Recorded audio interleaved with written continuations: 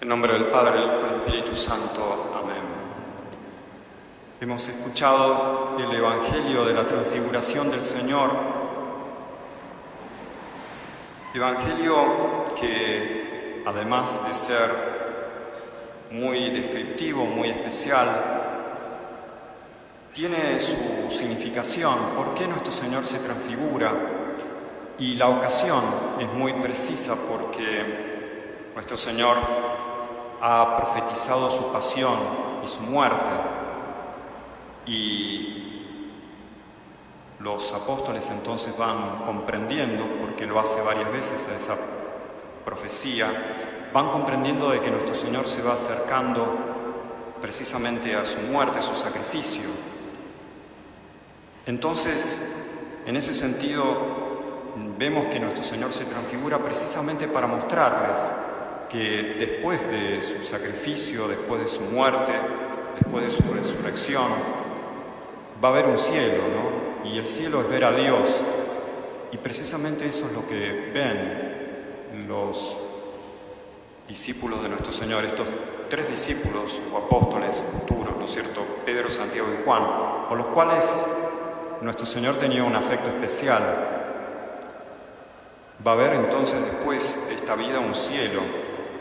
Y eso es lo que ven, los efectos de la divinidad de nuestro Señor claramente. El rostro resplandecía como el sol, sus vestidos se volvieron blancos como la nieve, dice el Evangelio de la Transfiguración. Entonces es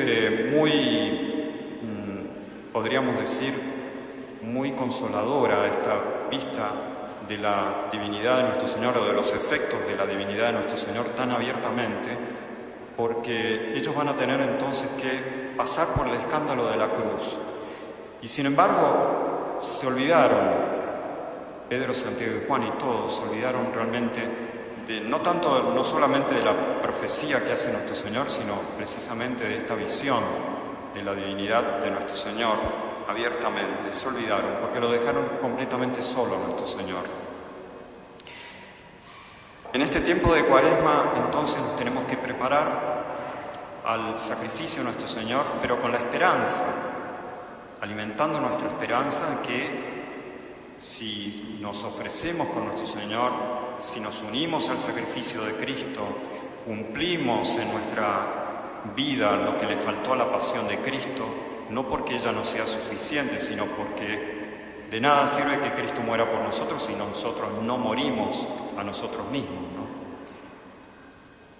Entonces, si cumplimos con la parte que nos toca a nosotros, poniendo en nuestra parte esa voluntad de morir a nosotros mismos junto con el sacrificio de Cristo, entonces vamos a alcanzar el cielo, vamos a ver lo que Pedro, Santiago y Juan vieron en el Tabor, no ya los efectos de la divinidad de nuestro Señor en la humanidad, sino abiertamente ver a Dios, ver la divinidad de nuestro Señor completamente, y además la Trinidad, el Padre, el Hijo y el Espíritu Santo. Entonces, esa esperanza que tenemos que tener, en cierto modo, nos pide a nosotros que mortifiquemos, por un lado la memoria y por otro lado la imaginación.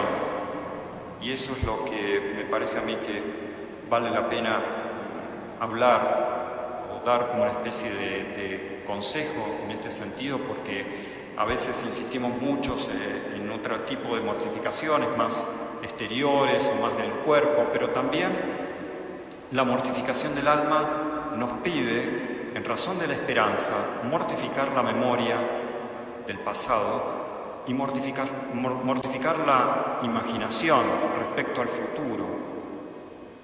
Vivimos en el presente, y es en el presente en el cual nosotros tenemos que cifrar toda nuestra esperanza en la salvación.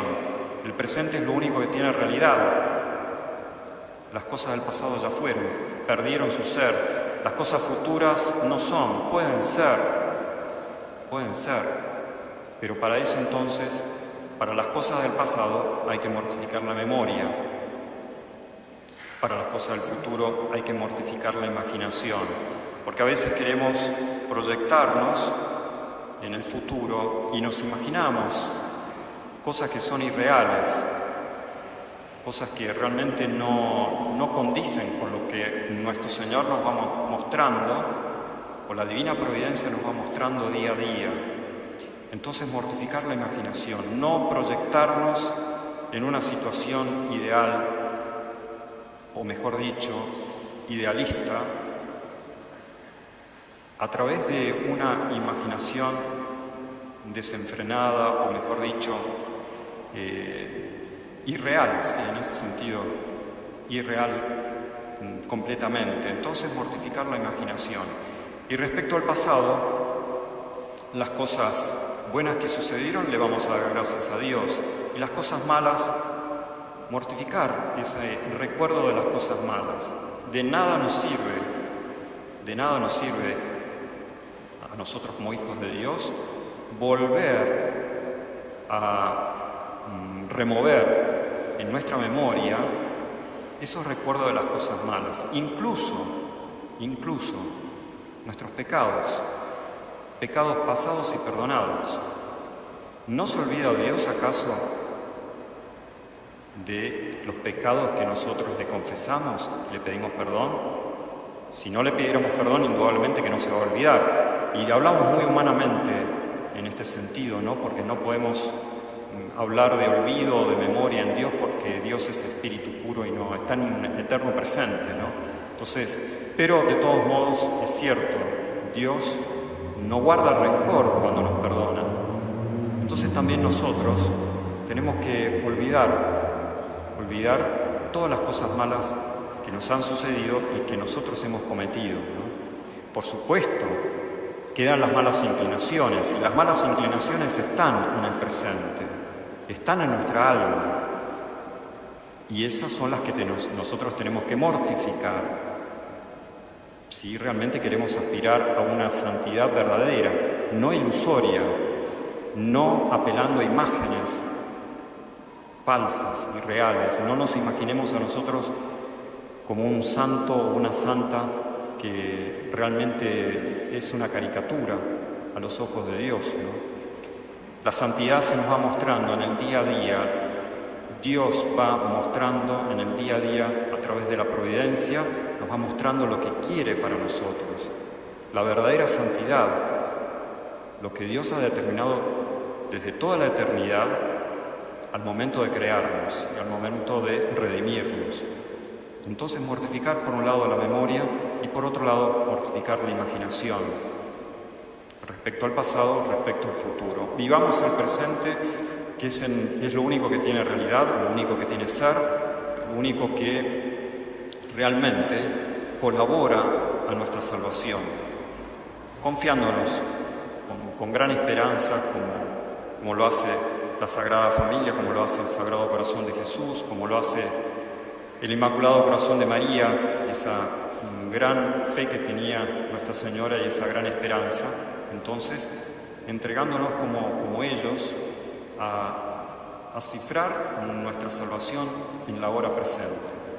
Pidamos esa gracia a la Santísima Virgen María, en nombre del Padre, el Hijo y el Espíritu Santo.